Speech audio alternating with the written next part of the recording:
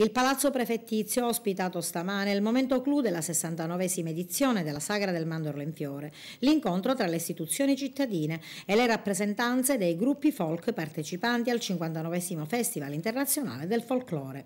Un'unica cerimonia di benvenuto e scambio di doni, promossa congiuntamente dal prefetto di Agrigento Nicola Diomede, dal commissario straordinario della provincia regionale di Agrigento Benito Infurnari e dal sindaco Marco Zambuto.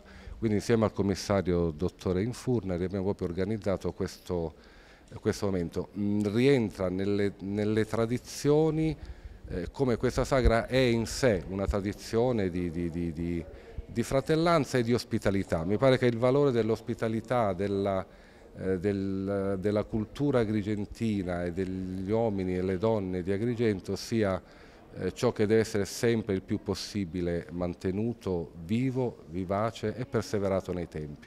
Si rinnova il saluto celebrativo e di accoglienza ai gruppi folcloristici partecipanti alla sagra anche da parte della provincia regionale. Sì, con piacere e con gioia. Noi rinnoveremo l'augurio perché la città di Agrigento negli anni ha assunto un'importanza internazionale per quanto riguarda questa sagra del folklore. Quindi provengono da parte dell'Europa, da altri stati.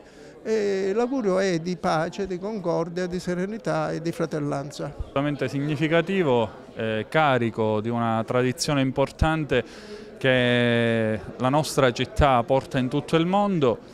Io sono contento della grande partecipazione che si sta registrando ogni giorno alle varie iniziative che si sono realizzate.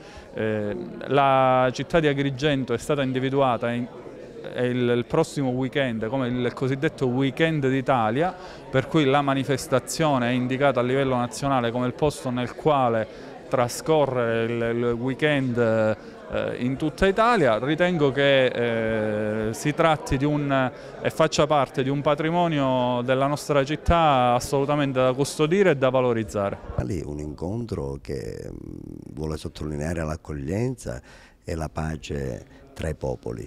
Agrigento è una città di ospitalità per tutti e quindi questo è un segno che diamo ai gruppi internazionali.